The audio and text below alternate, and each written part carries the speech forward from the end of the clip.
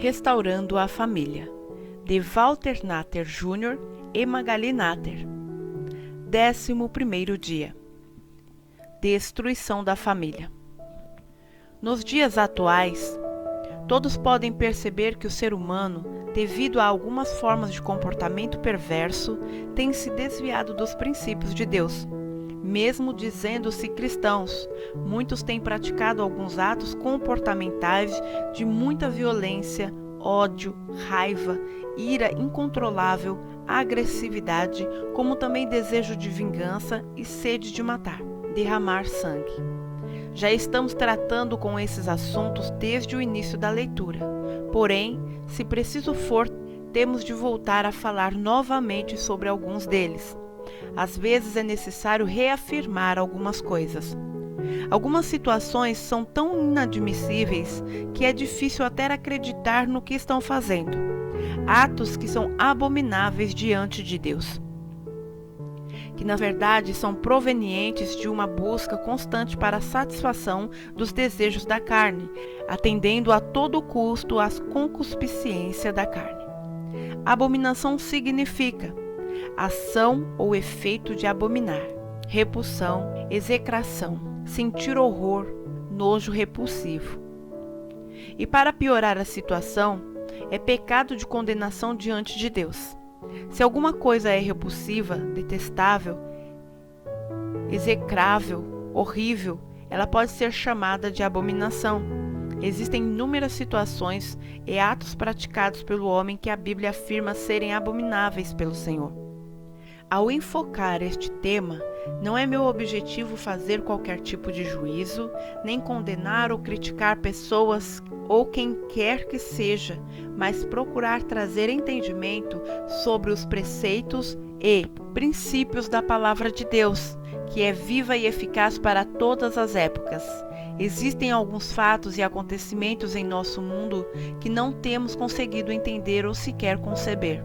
Incontável número de pessoas encontra-se na prática de uma perversão digna dos filmes macabros de terror.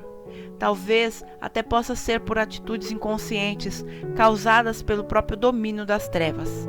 Um fogo avassalador com grande poder de destruição está se espalhando por toda a face da terra, consumindo tudo o que encontra pela frente.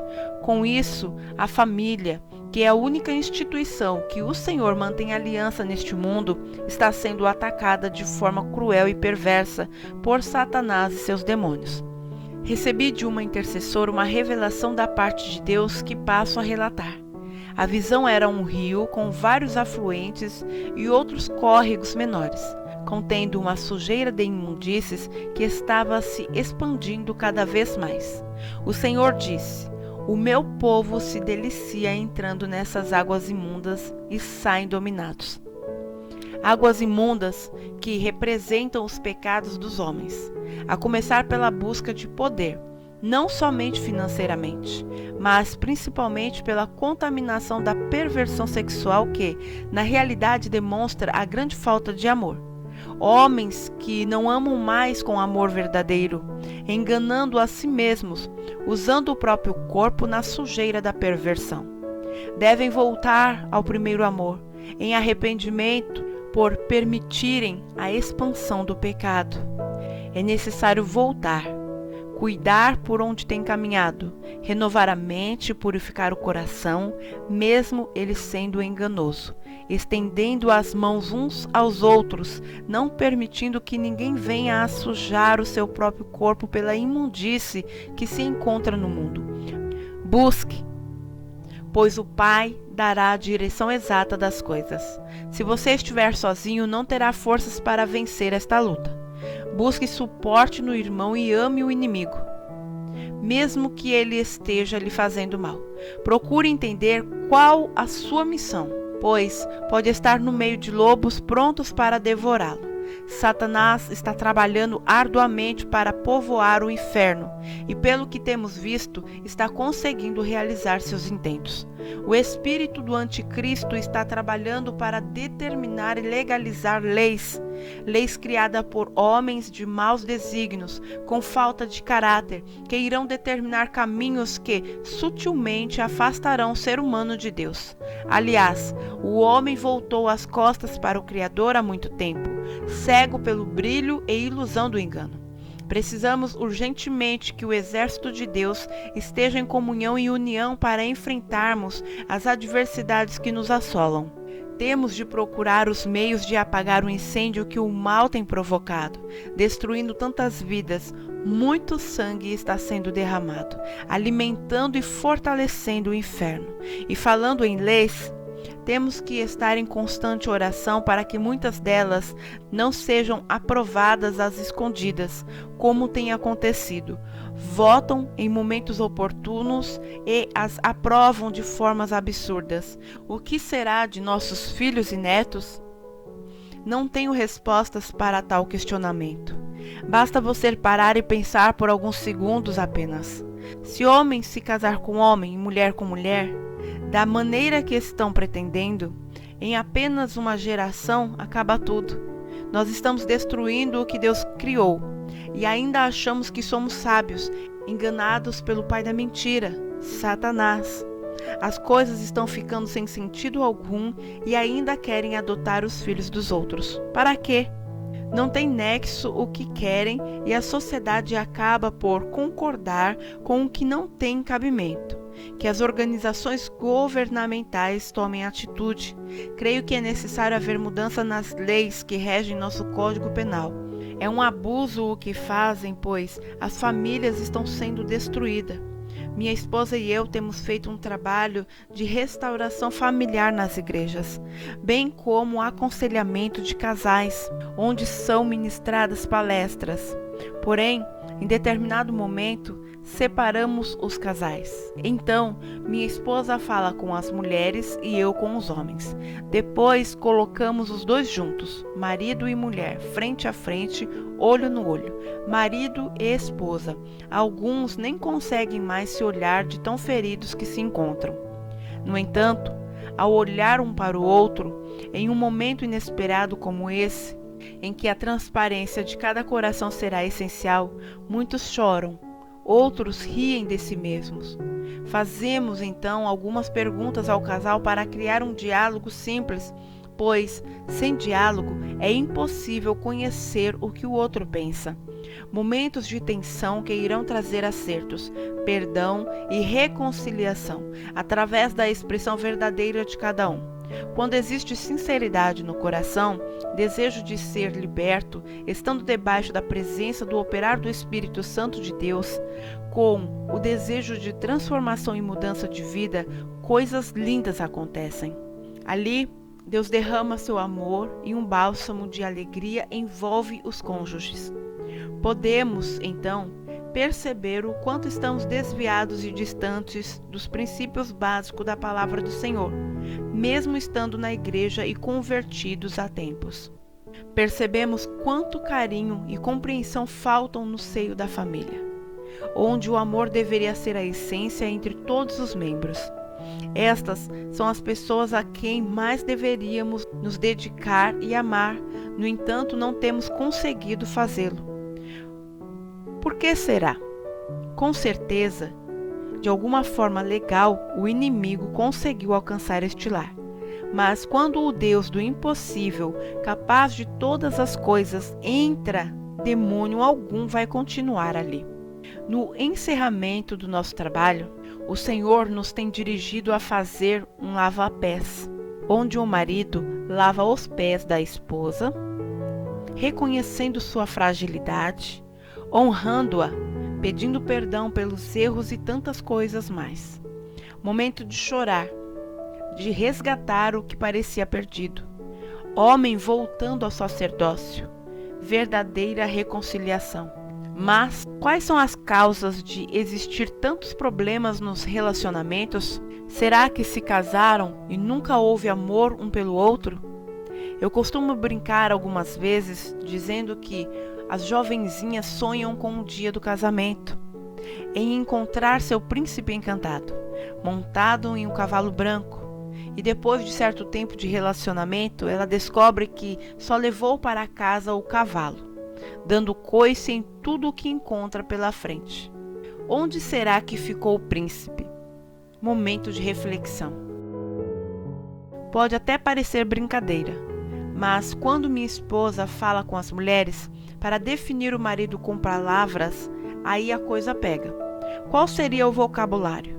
Vejamos o que dizem: bruto, grosso, estúpido, preguiçoso, folgado, muquirana, mão de vaca, não faz nada, só sabe pedir as coisas, parece que não tem mão, só pensa naquilo, um animal e outras coisas mais. Misericórdia! Recentemente, um casal jovem procurou-nos, querendo a restauração do casamento. Ela começou a dizer, já em prantos: perdi o interesse pelo meu marido. Não quero ter mais intimidade com ele. Não dá mais. Não quero mais, não suporto mais a presença dele. Pensei imediatamente que ela tivesse sido traída e perguntei: houve traição entre vocês? Responderam que não. O que seria menos agravante na situação? Então, qual é o problema? A resposta foi: meu marido parece um animal. Só chega perto de mim com segundas intenções, já me agarrando, apertando, com ejaculação precoce. Será que ele não pode me fazer um carinho antes? Sempre na hora que ele quer, do jeito que ele quer. Já fomos ao psiquiatra e nada tem adiantado. Não sei mais o que fazer. Acabei de ter o bebê e, chegando do hospital, ele já me atacou com violência, sempre querendo sexo constante e intenso. Podemos perceber a mágoa, a dor, o ressentimento no coração dessa jovem que, mesmo sendo casada, carregava em seu coração um sentimento terrível de que estava sendo abusada pelo próprio marido. Ele não consegue entender o que sinto, dizia ela na frente dele, que permanecia calado. Sabemos que essa jovem, como a maioria das mulheres, só desejava ser amada e respeitada com carinho. Mas o comportamento do marido está fazendo com que ela endureça o coração, fechando-se em si mesma. De certa forma, para ela é um abuso que ele faz, que a machuca, fere, desrespeita, fazendo com que se sinta um simples objeto de uso. Ele reconhece, de fato, que está errado e isso vai tornar mais fácil a ministração do casal. Vamos ministrá-los individualmente e depois colocaremos os dois juntos para um acerto e pedido de perdão. E com certeza o Senhor vai fazer a obra de reconciliação. Devido ao corre-corre do dia a dia, aos afazeres de ambas as partes de um casal, como também às inúmeras situações que nos são colocadas constantemente, muitas vezes isso faz com que estejamos aflitos ou ansiosos. Tudo isso contribui para que na hora do relacionamento íntimo ou familiar, qualquer palavra mal colocada em um momento inoportuno cause brigas e discussões. Na verdade, ninguém desejou que acontecesse dessa forma, mas é tarde demais. O leite foi derramado. Além de amar e desejar o outro, para haver uma boa relação, deve existir equilíbrio, respeito e confiança. Não somente a atração física e momentânea é importante, mas deve ser um amor e compreensão de ambas as partes. Para que um relacionamento amoroso seja realmente bom, é necessário que ambos sejam leais e que tolerem as características e opiniões do outro. O homem se perdeu em seus erros, e por isso as famílias estão sendo destruídas pelos pecados cometidos.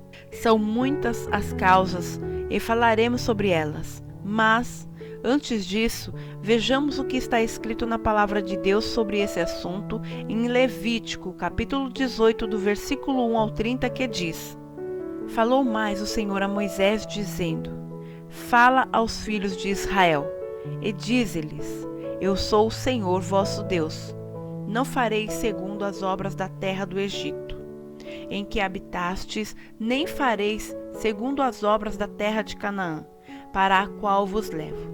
nem andarei nos seus estatutos. Fareis conforme os meus juízos e os meus estatutos guardareis para andares neles. Eu sou o Senhor vosso Deus, portanto, os meus estatutos e os meus juízos guardareis, os quais, observando-os, o homem viverá por eles. Eu sou o Senhor. Nenhum homem se achegará a qualquer parenta da sua carne para descobrir a sua nudez. Eu sou o Senhor. Não descobrirás a nudez de teu pai e de tua mãe. Ela é tua mãe. Não descobrirás a sua nudez. Não descobrirás a nudez da mulher de teu pai. É nudez de teu pai. A nudez da tua irmã, filha de teu pai, ou filha de tua mãe, nascida em casa ou fora de casa, a sua nudez não descobrirás. A nudez da filha do teu filho ou da filha de tua filha, a sua nudez não descobrirás, porque é tua nudez. A nudez da filha da mulher de teu pai, gerada de teu pai, ela é tua irmã. A sua nudez não descobrirás. A nudez da irmã de teu pai não descobrirás. Ela é parenta de teu pai. A nudez da irmã de tua mãe não descobrirás, pois ela é parenta de tua mãe. A nudez do irmão de teu pai não descobrirás. Não te chegarás à sua mulher. Ela é tua tia. A nudez de tua nora não descobrirás. Ela é mulher de teu filho. Não descobrirás a sua nudez. A nudez da mulher de teu irmão não descobrirás. É a nudez de teu irmão. A nudez de uma mulher e de sua filha não descobrirás. Não tomarás a filha de seu filho, nem a filha de sua filha, para descobrir a sua nudez. Parentas são, maldade é. E não tomarás uma mulher juntamente com a sua irmã, para fazê-la sua rival, descobrindo a sua nudez diante dela em sua vida. E não chegarás à mulher durante a separação da sua imundícia, para descobrir a sua nudez. Nem te deitarás com a mulher de teu próximo para a cópula, para te contaminares com ela. E da sua descendência não darás nenhum para fazer passar pelo fogo perante Moloque, e não profanarás o nome de teu Deus. Eu sou o Senhor. Com homem não te deitarás, como se fosse mulher, a abominação é. Nem te deitarás com um animal, para te contaminares com ele.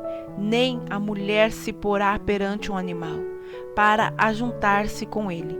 Confusão é.